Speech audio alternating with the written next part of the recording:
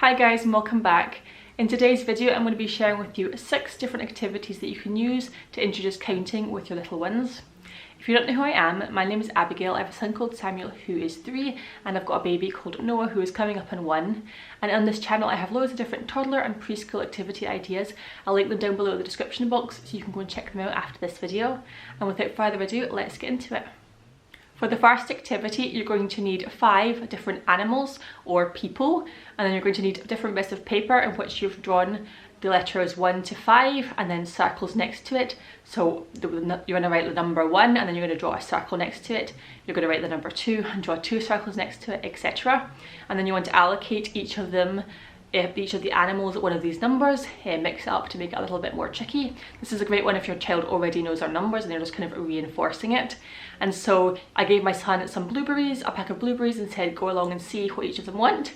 And so in front of each of the animals and people, they have their little orders. So for example, the little person wants 5 blueberries, and so Samuel has to go and put in 5 little blueberries into the circles.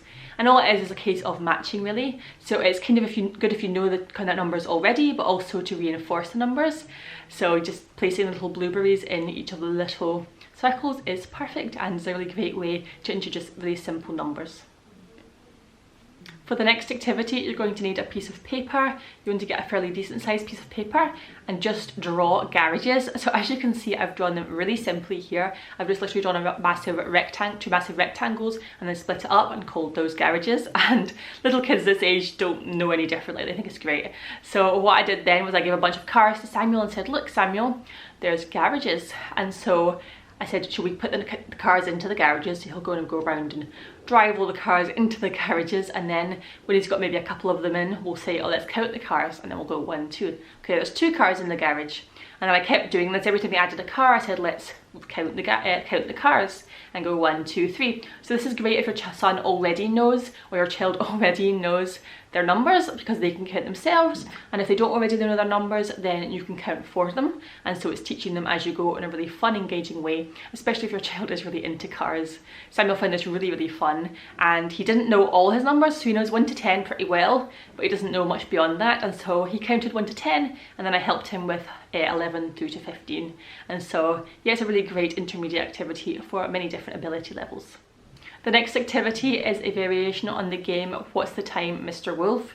So just briefly, if you don't know what it is, what happens is a person stands one end of the room and then some other people or some other kids stand the other end of the room, as many as you want, and you shout, what's the time, Mr. Wolf? And then the wolf will say 1 o'clock or 2 o'clock or 3 o'clock, etc. And then you have to walk the number of steps.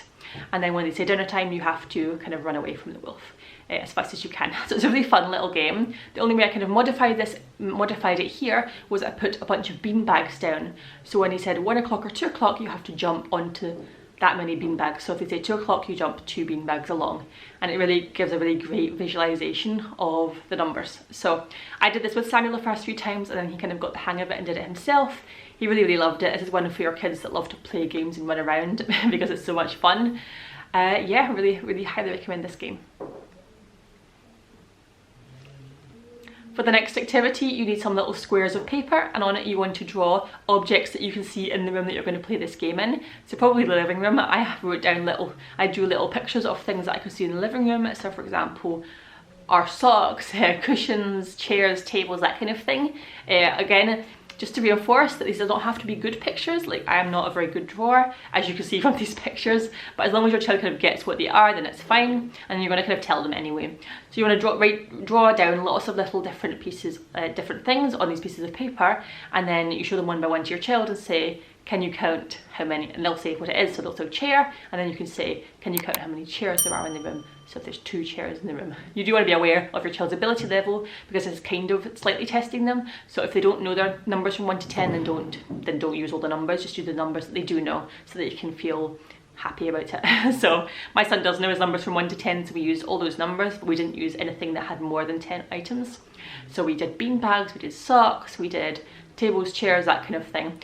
And so this is a really great way just to have another fun little game. So we really enjoyed this game, and like I said, you don't need to be that good of a drawer to do it.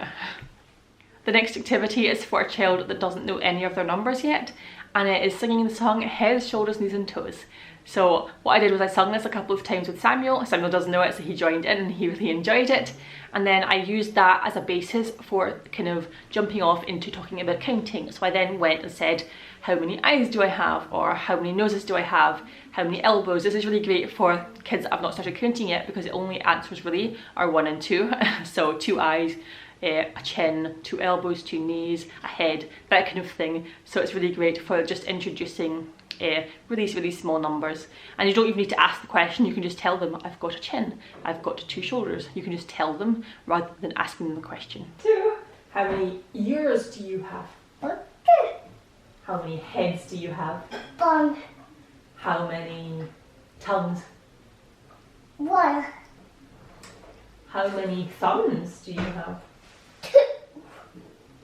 And lastly, I have a really easy one to set up. All you need is a basket and then some scrunched up bits of paper. You could even use the bits of paper you used from the last activity. And what I did was had a bunch of these little bits of paper, and I just said to Samuel, can you throw 2 pieces of paper into the basket? Or can you throw 4 or 5 or however many pieces in? They select the right number of pieces and then throw the right number into the basket. Again, another one that involves gross motor skills, so a lot of younger kids will really enjoy this one. So those are the activities I want to share with you today. Click here if you want to see the video where I talk about how to introduce shapes with your child, and I'll see you very soon in my next one. Bye guys.